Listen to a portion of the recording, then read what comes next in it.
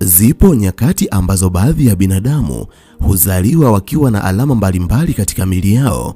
Miongoni mwa alama ambazo binadamu huzaliwa nazo ni alama ambazo zinafanana na herufi fulani kwenye viganja vya mikono yao. Tafiti mbalimbali zimekuwa zikionyesha kuwa alama mbalimbali ambazo zimejichora kwenye kiganja cha mkono wako zinaweza zikaeleza mengi kuhusiana na uhalisia wa maisha yako, na ndiyo maana kwa binadamu ambao wanajua kusoma viganja vya mwanadamu, watakapotazama kiganja chako wanaweza wakakueleza mengi ambayo yamejificha katika maisha yako ambayo haukuwahi kuyafikiria. Ndani ya video hii nitakwenda kukuambia nguvu ambazo zimejificha ndani ya binadamu waliozaliwa wakiwa na alama ya herufi M kwenye viganja vya mikono yao. Tafadhali jitazame kwenye viganja vya mikono yako. Unaona alama ya herufi gani? Je, wewe ni miongoni mwa binadamu ambao wanaiona alama ya herufi M? Kama nawe ni miongoni mwa binadamu ambao wanaiona alama ya herufi M, basi video hii imetengenezwa mahususi kwa ajili yako, kwani kupitia video hii nitakwenda kukuambia nguvu ambazo zimejificha ndani yako bila wewe mwenyewe kujua, na utakapoweza kuzijua nguvu hizo, unaweza ukazitumia nguvu hizo na ukaweza kufungua njia mbalimbali za mafanikio kwenye maisha yako kuliko binadamu wengine. Kama nawe ni moja kati ya watu wanaotamani kujifunza kuhusiana na jambo hili, jiunge nasi kwa kusubscribe katika chaneli hii ya Fafanuo Media. Hapo utakuwa wa kwanza kupata video zetu pindi tunapoziweka kwenye chaneli hii. Hautajutia MB zako, kwani mara zote tunajitahidi kuwa bora zaidi ya jana. Asante, enjoy. Zifuatazo ni nguvu ambazo zimejificha ndani ya mwanadamu ambaye amezaliwa akiwa na alama ya herufi M kwenye viganja vya mikono yake. Namba 1. Wewe ni mwanadamu uliyezaliwa ukiwa na nguvu ya uvumilivu kuliko binadamu wengine. Tafiti mbalimbali zimekuwa zikionyesha asilimia kubwa ya binadamu ambao wamezaliwa kwenye viganja vya mikono yao wakiwa na alama ya herufi M, hawa ni binadamu wanaoweza kuvumilia na kustahimili mazingira magumu ambayo binadamu wengine hawawezi kuvumilia. Ni watu ambao pamoja na kuwa matatizo na changamoto vinaweza kuja kwenye maisha yao, lakini kamwe vitu hivyo haviwezi kuwavunja moyo, kwani ni binadamu ambao wanaweza kujipa moyo hata katika nyakati ambazo makundi mengine ya binadamu wanaweza kuvunjika moyo. Kama nawe ni miongoni mwa wanadamu waliozaliwa wakiwa na alama ya herufi M alafu umeikosa sifa hii, tutakushangaa, kwani tafiti mbalimbali zinaonyesha ulitakiwa kuwa mwanadamu mwenye uvumilivu na ustahimilivu wa hali ya juu kuliko makundi mengine ya wanadamu, na ndiyo maana binadamu wengi wa kundi hili wanafanikiwa kuliko makundi mengine ya wanadamu, kwani mafanikio yanahitaji binadamu wanaoweza kuwa na uvumilivu na ustahimilivu kuliko binadamu wengine. Namba 2 ni binadamu wenye uelewa wa hali ya juu kuliko binadamu wengine. Katika dunia ambayo tunaishi mimi na wewe, zipo sababu mbalimbali ambazo zinaweza kupelekea baadhi ya binadamu wawe na uelewa kuliko binadamu wengine. Miongoni mwa sababu ambazo zinaweza kupelekea binadamu fulani wakawa na uelewa fulani kuliko binadamu wengine ni elimu, lakini pia aina ya ulaji ambao watu wanao kwenye maisha yao, lakini sababu nyingine ya msingi ni zawadi ambayo mwanadamu huzaliwa ikiwa ndani yake. Tafiti mbalimbali zimekuwa zikionyesha pamoja na kuwa binadamu wa kundi hili wanaweza wasiwe na elimu ya juu ama wanaweza wakawazaliwa katika familia za kawaida kabisa, lakini zawadi ya uelewa huwa ipo ndani yao. Ni watu ambao wanaweza kusoma alama za nyakati kuliko makundi mengine ya wanadamu. Ni binadamu ambao wanaweza kuelewa mazingira kuliko makundi mengine ya binadamu, na ndiyo maana binadamu wa kundi hili wanaweza kuelewa kiurahisi vitu ambavyo binadamu wengine huchukua muda ili kuweza kuvielewa, lakini binadamu wa kundi hili ndani ya muda mfupi sana wanaweza kuvitazama vitu hivyo na kuvielewa kuliko makundi mengine ya wanadamu. Namba 3 ni wanadamu wenye maono ya kiroho kuliko makundi mengine ya binadamu, yani spiritual insight. Tafiti mbalimbali zimekuwa zikionyesha binadamu wa kundi hili asilimia kubwa wanaweza kuhisi mambo ambayo bado hayajatokea, na mara nyingi wanapohisi ujio wa jambo fulani, jambo hilo linaweza kuja katika maisha ya kawaida. Ni watu ambao wanaweza kulala wakaota ndoto ambayo inakuja kuwa kweli katika maisha ya kawaida, na ndio maana binadamu wa kundi hili wanapokuwa kwenye makundi mbalimbali ya wanadamu wengine hupenda kuwaona kama watu wenye machale, kwani ndani yao huwa kuna mwongozo wa kiroho ambao unakuwa unawaonesha ni vitu gani ambavyo vitakuja kutokea siku chache zijazo, ama ni kitu gani ambacho kitakuja kutokea muda mfupi ujao. Hivyo ukikutana na mwanadamu ambaye ana herufi M kwenye kiganja cha mkono wake akikuonya kuhusu jambo fulani, ni vema ukamsikiliza. Inawezekana ameshaliona jambo hilo katika ulimwengu wa kiroho. Namba 4 ni binadamu wenye kalama ya uongozi kuliko binadamu wengine. Ukweli ambao mimi na wewe hatuwezi kuupinga ni kuwa zipo sababu mbalimbali ambazo zinaweza kumfanya mtu fulani akawa na sifa za kuongoza binadamu wengine. Sababu mojawapo ni elimu, na ndio maana vipo vyuo mbalimbali vya uongozi. Watu wanaosoma katika vyuo hivyo wanajifunza kuwa viongozi kwa ajili ya kuja kuwaongoza watu wengine. Lakini jambo ambalo mimi na wewe hatuwezi kulipinga ni kuwa wapo baadhi ya binadamu ambao huzaliwa kwa asili wakiwa na kalama ya uongozi ndani yao. Na tafiti mbalimbali zimekuwa zikithibitisha kuwa miongoni mwa binadamu ambao huzaliwa wakiwa na kalama ya uongozi ndani yao ni binadamu wenye alama ya herufi M kwenye viganja vya mikono yao. Hawa ni binadamu ambao mara nyingi wanakuwa na sifa zote za uongozi, na ndio maana binadamu wa kundi hili wanapokuwa katika makundi mbalimbali ya wanadamu, alafu katika makundi hayo akatakiwa apatikane kiongozi, watu hupenda kuwapendekeza binadamu wa kundi hili kwa sababu ni wanadamu ambao ndani yao wanayo nguvu ya uongozi ambayo binadamu wengi huzaliwa wakiwa hawana. Namba 5 ni binadamu waliozaliwa wakiwa na nguvu ya kuvuta utajiri kuliko binadamu wengine. Tafiti mbalimbali zimekuwa zikibainisha wazi kuwa asilimia kubwa ya binadamu waliozaliwa wakiwa na alama ya herufi M kwenye viganja vya mikono yao ni binadamu wenye bahati ya pesa kwenye maisha yao kuliko binadamu wengine. Hawa ni binadamu ambao wanapokuwa waaminifu alafu wakawa na malengo kwenye maisha yao, ni binadamu ambao wanaweza kuvuta pesa kwenye maisha yao, kwani kwa asilimia kubwa wanapojishughulisha katika shughuli fulani wanaweza kupata pesa hata wakitumia nguvu ndogo kuliko makundi mengine ya binadamu. Ni kwa sababu kwa asili ndani yao kunayo nguvu ambayo inaweza kuvuta pesa, mafanikio na utajiri kuliko makundi mengine ya wanadamu. Namba 6 ni binadamu wenye nguvu ya mapenzi ya kweli kuliko makundi mengine ya wanadamu. Binadamu katika ulimwengu ambao tunaishi mimi na wewe wamegawanyika kwenye makundi mawili tunapozungumzia swala la mapenzi. Wapo binadamu wenye mapenzi ya kweli, lakini wapo binadamu wasiokuwa na mapenzi ya kweli. Binadamu wenye mapenzi ya kweli ni wale wanaoweza kumpenda mtu kwa moyo wote kwenye maisha yao, lakini binadamu wasiokuwa na mapenzi ya kweli wana tabia ya kupenda nusu-nusu, na mara nyingi sababu ndogo tu inaweza ikawaondoa kwenye mahusiano na watu fulani. Lakini kwa mujibu wa tafiti mbalimbali, asilimia kubwa ya binadamu waliozaliwa wakiwa na alama ya herufi M kwenye viganja vya mikono yao, hawa ni watu ambao wanapopenda hupenda kwa moyo wao wote, na mara nyingi hawana kawaida ya kuingia nusu-nusu kwenye mahusiano. Wanapoingia kwenye mahusiano na watu fulani, huwa ni binadamu waaminifu sana, ambapo wanapenda bila kujali watu wengine wanasema nini, na ndio maana binadamu hawa huwa ni watu ambao wanaweza kuumia sana wanapowapenda watu alafu watu hao wakawavunja mioyo kwenye mahusiano, aidha wakawasaliti ama wakawaacha kabisa. Hivyo kama wewe ni miongoni mwa binadamu waliozaliwa wakiwa na alama ya herufi M kwenye viganja vya mikono yao, ni vema ukawa makini. Hakikisha unampenda mtu ambaye naye anaweza kukupenda kwa moyo wake wote. Namba 7 ni binadamu wenye nguvu ya uponyaji ndani yao.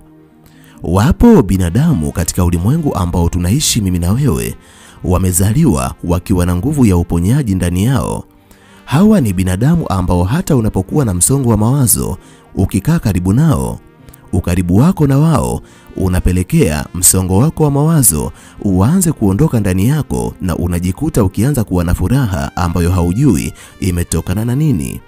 Mara nyingi hawa ni binadamu ambao kwa asili ndani yao wana nguvu ya uponyaji wa kiroho na kisaikolojia. Tafiti mbalimbali zimekuwa zikithibitisha binadamu ambao wamezaliwa wakiwa na alama ya herufi M katika viganja vya mikono yao pia ni watu ambao huzaliwa wakiwa na nguvu ya uponyaji ndani yao. Ni binadamu ambao unapokuwa karibu nao, ikiwa una changamoto fulani, kwa haraka sana changamoto hiyo inaweza kuondoka kwenye maisha yako. Endapo wewe ni mwanadamu ambaye unakabiliwa na huzuni, msongo wa mawazo ama changamoto yoyote ya kisaikolojia, ukipata bahati ya kuwa karibu na binadamu waliozaliwa wakiwa na alama ya herufi M kwenye viganja vya mikono yao, utajikuta changamoto hizo zikitoweka haraka sana pindi utakapopata nafasi ya kuzungumza nao. Na ndiyo maana asilimia kubwa ya binadamu wa kundi hili ni binadamu ambao katika maisha yao mara nyingi wanajikuta wakisuluhisha matatizo ya binadamu wengine, migogoro, matatizo ya kisaikolojia, kwani watu hupenda kuwaeleza matatizo yao kwa kuwa binadamu wengi wanaamini uponyaji wao upo ndani ya binadamu wa kundi hili. Namba 8 ni binadamu ambao huzaliwa ndani yao wakiwa na nguvu ya kutatua matatizo ya watu wengine. Asilimia kubwa ya binadamu ambao huzaliwa wakiwa na alama hii kwenye viganja vya mikono yao ni binadamu ambao wanapenda kuchunguza chanzo cha matatizo na kupata suluhisho kwa haraka. Na ndiyo maana binadamu wa kundi hili ni kama wakombozi katika maisha ya binadamu wenye matatizo, kwani inawezekana mwanadamu akawa na matatizo fulani kwenye maisha yake, akawashirikisha watu mbalimbali kuhusiana na matatizo ambayo anayapitia katika maisha yake, lakini binadamu wengine wakakosa namna ya kumsaidia. Lakini pindi mwanadamu huyu mwenye matatizo anapokutana na mwanadamu ambaye amezaliwa akiwa na alama ya herufi M kwenye kiganja cha mkono wake, utatuzi wa tatizo lake unakuja kwa haraka, kwani binadamu wa kundi hili wanaaminiwa kuwa na ujuzi ndani yao wa kuweza kubaini chanzo halisi cha matatizo ambayo yanamkabili mtu fulani kwenye maisha yake, na ndiyo maana wanaweza kubaini chanzo na kukiondoa, na amani ikarudi tena kutawala katika maisha ya mwanadamu ambaye alikuwa anakabiliwa na matatizo. Kama wewe ni miongoni mwa binadamu ambao wamezaliwa wakiwa na alama ya herufi M kwenye viganja vya mikono yao, alafu umeikosa sifa hii, tunatakiwa tukucheke kwa sababu tafiti mbalimbali zinaonesha ninyi ni watatuzi wa changamoto za binadamu wengine. Sasa inakuwaje wewe unaikosa sifa hiyo? Lakini usijari, nguvu hiyo ipo ndani yako. Inawezekana ulikuwa tu haujui namna gani ya kuitumia. Namba 9 ni binadamu waliozaliwa wakiwa na hisia kali za haki ndani yao. Kama ulishawahi kukutana na wanadamu ambao moto wa haki unawaka ndani yao, basi ni binadamu wa kundi hili. Tafiti mbalimbali zimekuwa zikionyesha binadamu wa kundi hili ni watu wasioweza kuvumilia uonevu na udhalimu katika maisha yao. Ni binadamu ambao katika maisha yao yote wanapenda kupigania haki zao pamoja na haki za binadamu wengine, na ndiyo maana binadamu wa kundi hili wapo tayari kujitoa kwa ajili ya kuwatetea watu wengine ili watu hao waweze kupata haki.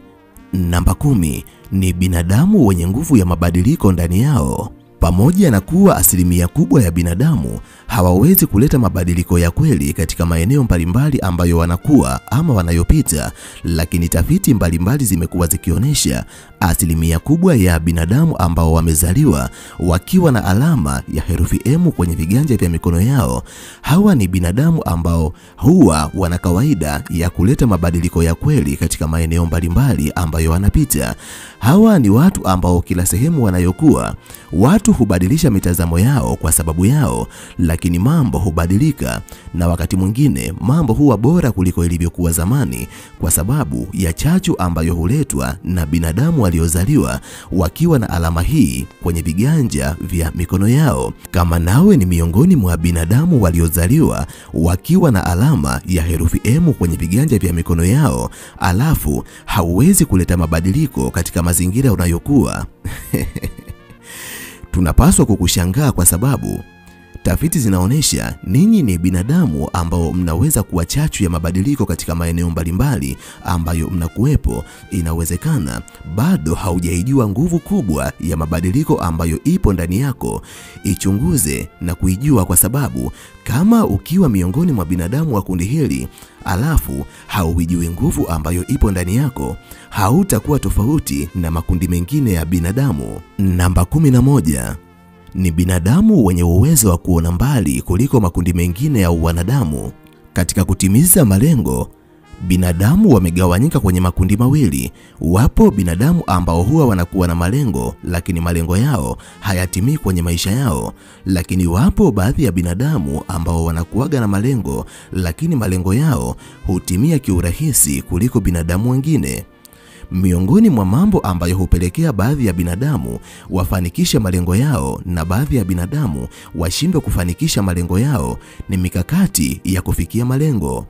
Tafiti mbalimbali zimekuwa zikionyesha binadamu waliozaliwa wakiwa na alama ya herufi M kwenye viganja vya mikono yao, hawa ni binadamu ambao wanaweza kutimiza malengo yao kiurahisi kuliko binadamu wengine, kwa sababu hawa ni watu ambao wanapokuwa na malengo wanaweza kuona mbali. Akili zao zinaweza kufikiria ni vitu gani ambavyo wanatakiwa kuvifanya ambavyo vitaendana na mazingira ya siku zijazo, ili malengo yao yakaweze kutimia kiurahisi kuliko makundi mengine ya binadamu.